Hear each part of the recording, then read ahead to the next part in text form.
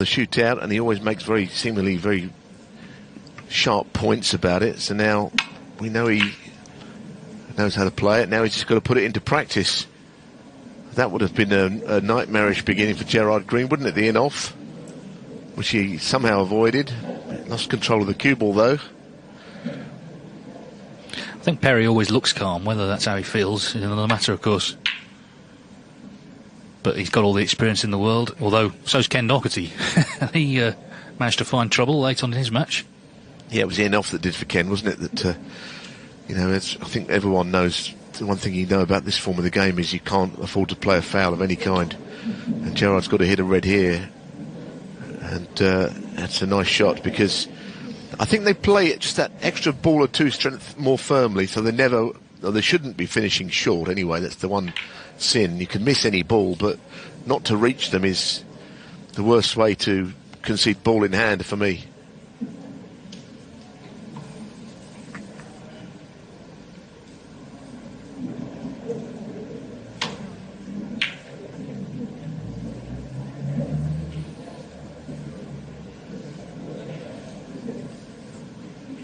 That's very nice pace on it.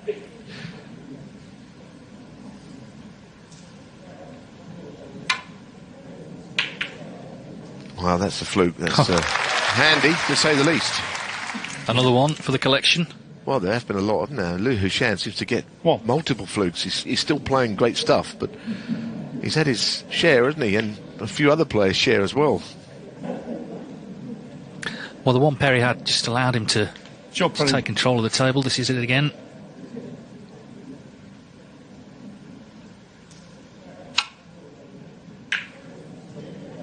That's pretty well played again. Of course, the other thing, if you're not familiar with the shootout, the shot that is redundant is the roll up behind a bolt colour to get a snooker, because unless you can hit a cushion in the process, then it's a foul. Something has to hit a cushion or go into a pocket on every shot. So that's where it's different to conventional snooker.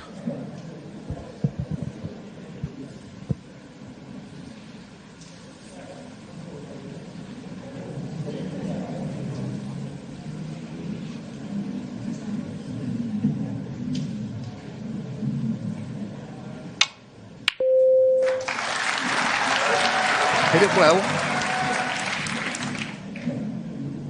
I just think with Gerard that the tables always, I feel, look too quick for him. His cue comes back a long way through the shot. He doesn't get very close to the cue ball either when he's addressing it. He's always had that cue action, very good cue action, but I think I'm amazed that he can stop himself from overhitting. But he seems to have always been able to.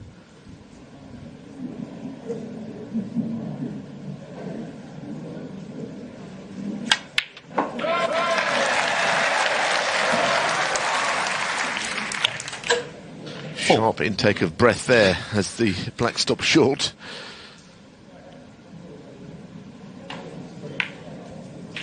He's had a disappointing season. He's only won, before this event, one match in one of the knockout ranking events, 77 in the world, so struggling to stay on tour. So again, all points that can be earned here will help him in his bid to stay on. Well, absolutely. Imagine if he could be involved at the really closing stages. He'd get a lot of points back. You don't see too many players in the middle reaches of the ranking list not playing in the shootout, do you? Because they've got a real opportunity.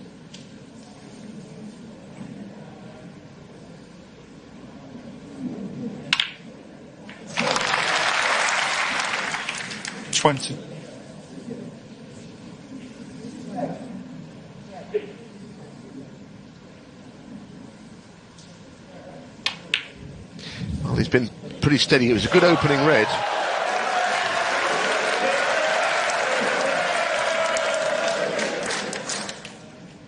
think the shootout is in contrast greatly, Dave, to how he first went off the tour. I remember at the World Championship qualifiers, the match he needed to get beyond was Peter Ebdon, and he led a long way in that match, and then in the small hours Ebdon ended up winning it, putting Gerard off the tour, and it was good to see him back on, but that match knocked the stuffing out of him for a while, actually. Now, do you play into the reds here? Well, he kind of did, didn't he? He didn't commit to it, and I can't blame him, but he might have nudged something in play, but I thought it was quite well struck. Now he's going to have to 10-second shot clock, now in operation. Bury this cue ball under the bolt cushion. So he's making it hard for his good pal. His useful effort. Yeah, there's no point really in this format if you're in front, smacking into them. You might knock one in, it could all go wrong. He tried to nudge a couple out, keep the break going, but he's had to settle for safety. He's got a 31-point lead.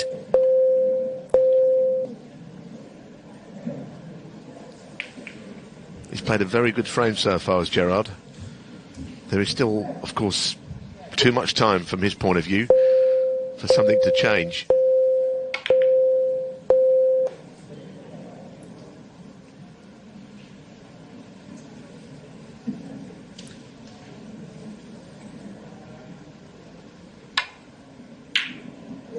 Well, it's certainly in Perry's interests to open them up. He's going to need to get in and try and make something happen.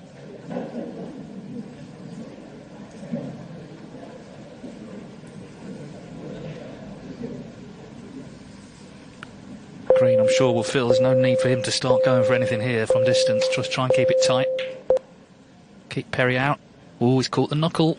Well, he played it in such a way that he would avoid hitting that pink on the way back up, but he got it, went the other way and hit the knuckle, like you say. It's the fine balance between one shot and another. This has got to go in, though. Oh, well, that was not one of Joe's best strike. He was up and uncomfortable on the shot.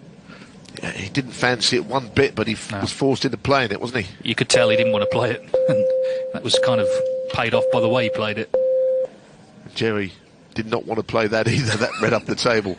So he's nursing it on the lead, but as I say, the time is still ample for Joe Perry, but he's got to get started. At the moment, he's not threatening the pockets particularly. Closer to fluking it than he intended. Well, there's still time if you can get in. Yes, and the table is still pretty good. The balls are placed nicely for scoring. Yeah, I always think if you're behind, you know, you look where the colours are. The black's on its spot, the black's available. Is the red in, though? It is another fluke, and that could be a really big one for Gerard Greene. Especially if he can push the brown on the cushion, hitting the cushion and in behind the green. Well, he hasn't done it. He hasn't done it now. Joe Greene one. I wonder if Joe might have a dart at this. Oh, wow. He's left all those other shots behind there. That was brilliant. A chance then for Joe Perry. Just over 2 minutes left. But the way he hit the other two long pots, I didn't think that would threaten the pocket one bit, but he stroked it in quite delightfully. And like I say, the black is available. That always makes a difference when you're chasing. So.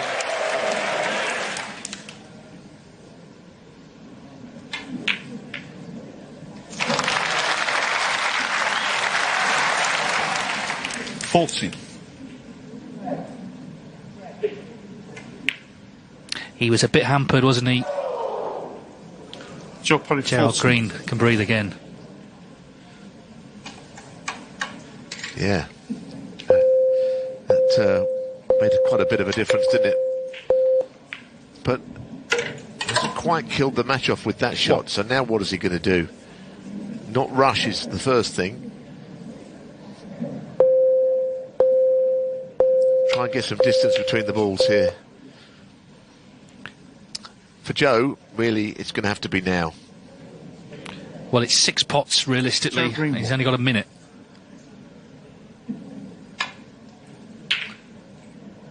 Well, I mean, 6 pots at short range are possible without the cue ball moving. But the cue ball's going to have to move here from, if he pots this very difficult blue. I think he was fighting a slightly uphill battle there, wasn't he? It felt. Yeah, he very nearly landed nice on the black. It might have been a different story then, like you say, close in, but he didn't, and Gerard Greene surely now he's just going to play this out. Made that useful break early on to get in front.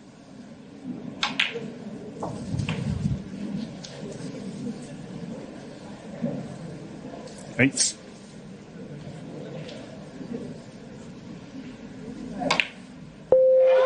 10, 9, 8, Perry did have a couple of chances to counter-attack, but it is Gerard Greene who will return tonight in the last 16. When we come back, having got through 2 rounds on finals day against a very accomplished player in Sunny Akani, albeit not the most natural in this format, but terrific prospect. Every break-off shot Ian Martin has done, he's broke like that, plain ball, old school.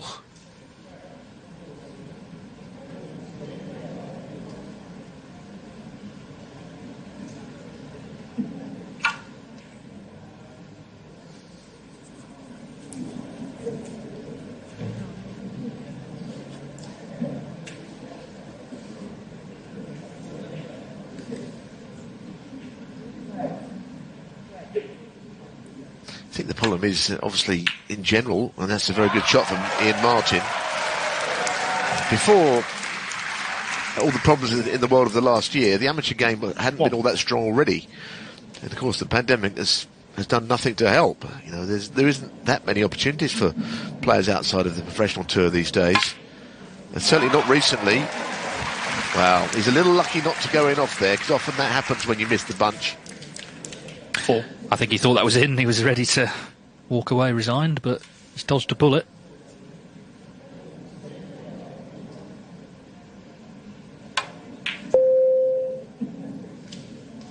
I think not only snooker without getting into a deeper point, but grassroots sport has really suffered, hasn't it? You know, whatever you play, the opportunities have gone in the last year. No, absolutely, and of course for many people it's, you know, it's an outlet away from the daily stresses of life. Well, he needs a bit of cover.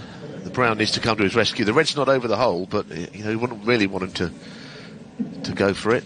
That's, turns out, quite a good shot from Sunny Akani. Maybe a red that goes through the little gap here.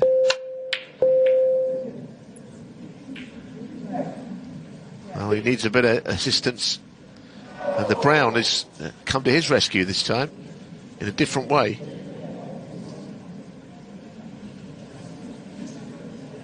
Tell you what, if he misses this, he's leaving the world on, isn't he?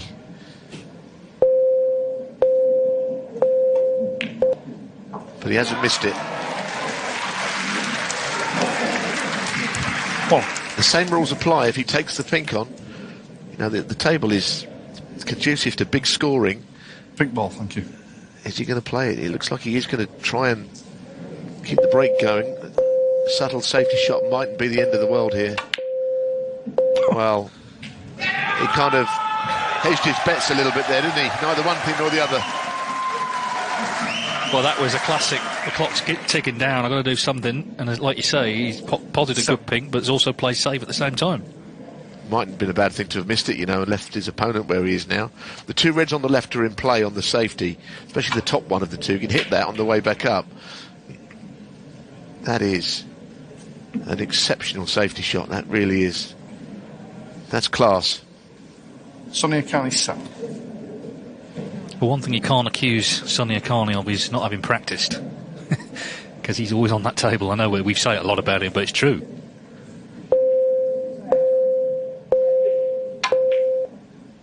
Yeah, I was at the World Qualifiers, and there was one time I thought, hang on, why is he not on the practice table? Of course, he was playing his match. That was the only reason.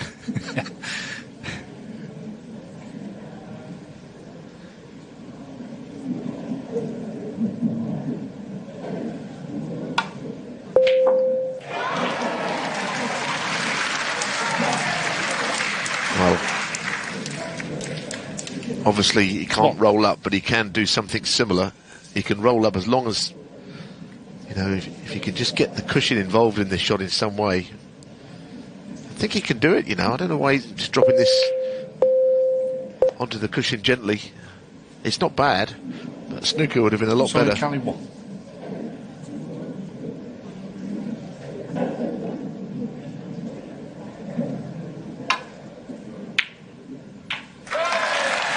Well, how about that for a pot from Ian Martin? Terrific. Well, I'm lucky not to have been on something. Round ball. It's one of these frames where Balls have gone a bit awkward. Could be a tight finish here. 3 points in it as we approach the halfway stage. Ian Martin. Every safety shot looks to be a double kiss to me.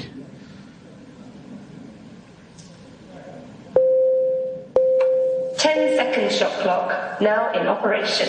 He's done well to avoid it, but he's left that ticklish shred along the left cushion, which, if you've got to force it to get out of there onto a colour, is extremely missable now.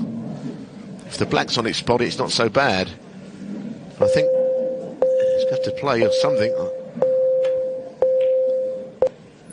He's quite wily, you know, Ian Martin. You know, he's come here as someone that's having a good time, but he's pretty much adapted to the format very quickly. Yeah, well, he's not some kid, is he? New to it all. He's been playing snooker all his life. He's 38 years of age now.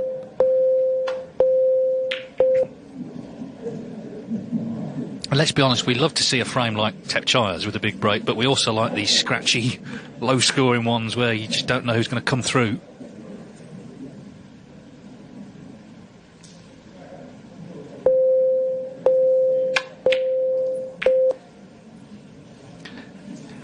This could be trouble. You know, the red has gone just a little bit further than it would have appeared it was going to. And he's dropped his chalk now. I have to leave it on the floor for a while.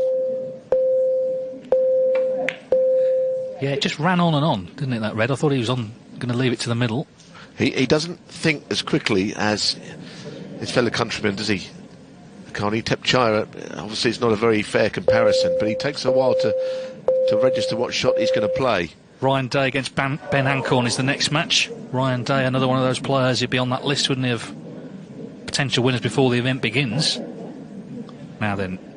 I think he's heading back to Bolt with this. Cue ball was very much a factor in that shot. Yeah, I mean, he's only 3 in front, but he's in front, that's the point. So you don't want to be risking leaving easy pots on. Ian Martin will feel he's got to get in at some point here. Well, that one, it did hit across a little bit, but again, the cue ball has... It's got this funny feeling, haven't you, that Ian Martin's on such a golden run that he could just sneak this somehow right at the crucial stage. It's on the cards because Akani has not been able to shake him off. No, and he's only got to pop 2 balls to go in front. But that was a good shot, wasn't it? It's almost like being snookered. I know he's on a red, but what on earth are you supposed to do with this? And of course, Akani, if he can hit the cushion here, he'll be happy to keep that going for a while.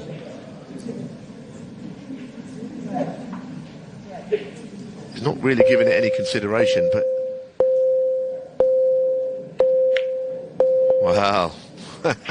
He didn't want to play that, but in the end, it was very cool. So he takes control with 2 minutes to go.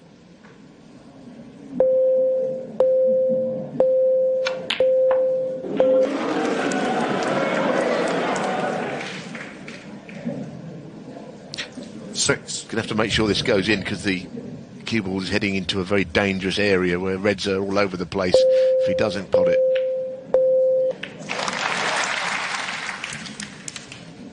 All the Thai snooker players we've known, they've all been laid-back characters, haven't they? Remember Deshawat Poomjang, for example. And he's missed the brown, so there's still time here. 10 in it. 1:20 left. Well, the brown might have slightly hampered his opportunities. This is an awkward one. It's a real queuing shot. Oh! Amazing. What a fluke that is. Goodness me. What a fluke.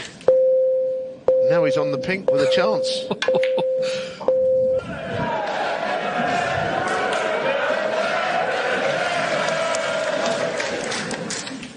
So.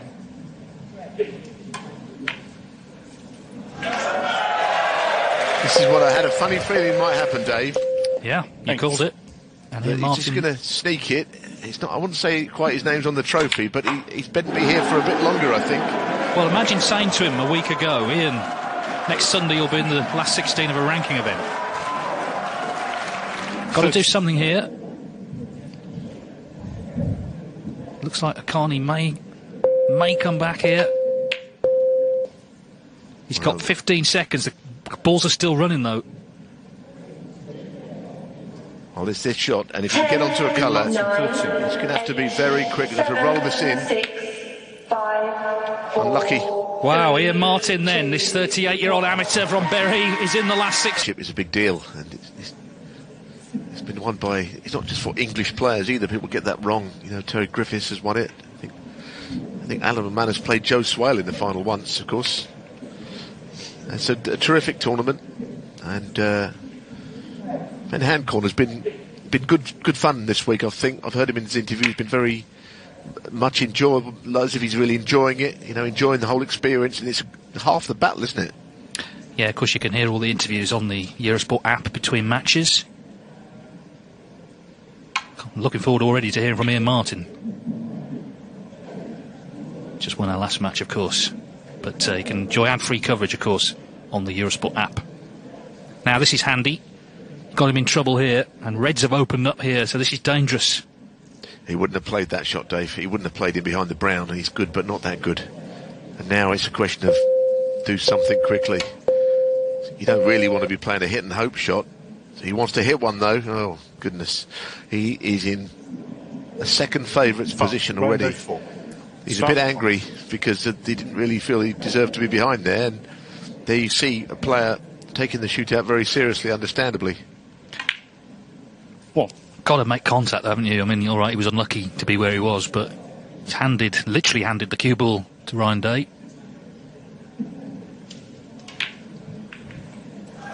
Yeah, he's one of the more fluent scorers you'll see at the table, isn't he? Don't want to let him put the cue ball where he wants and the Reds all round the black spot. But he was lucky in the first instance. I have to just make that point. No. Ryan Day down at 50 in the world, which seems far too low a position for someone of his pedigree. Of course, he's been size 6. Won a couple of ranking titles. Well, the rankings don't lie, but I totally agree. It seems that if he's not in the 32, it seems a travesty. Never mind in that region of 50. Some good players down there, but he's a very good player. 17.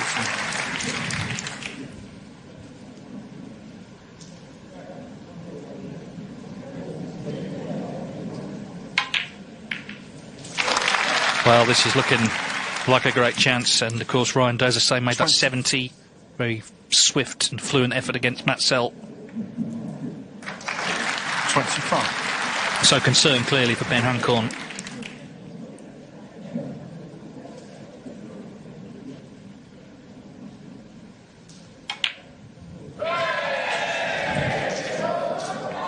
I guess the only thing you can hold on to here is if Ryan Day were to falter and miss something. The balls are all there for him then.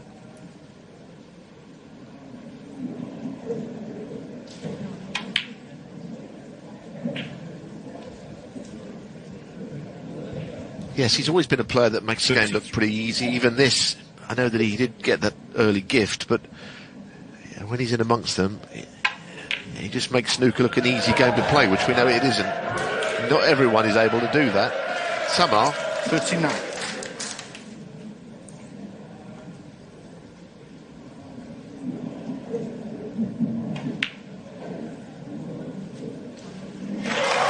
Well,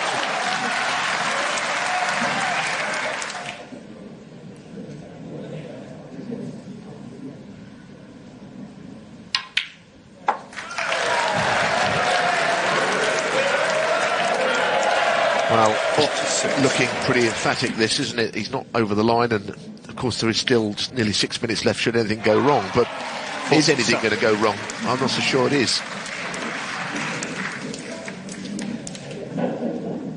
Well, amazingly, on the end-of-season rankings, the even more provisional ranking list, which are a guide to what players need to do, he's 53, so he's even lower, but obviously, 50. If he were to win this event, 50,000, it all changes. Anyway, he's getting closer to putting himself in the last 16.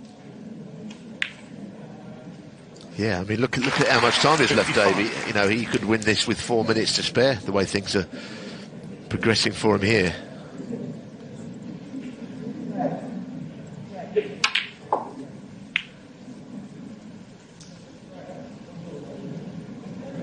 Well, that's not as planned, and at least the time left gives Hancock some hope. If he can get back to the table, there is something, because that is, I can't imagine how he's finished where he has. Shot clock now in operation.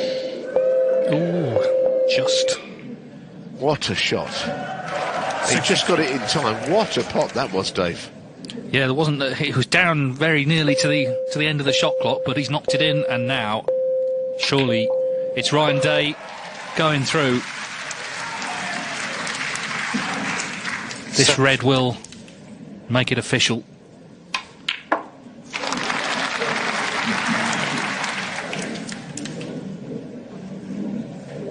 It can be cruel, the snooker shootout, very cruel. We say you need luck.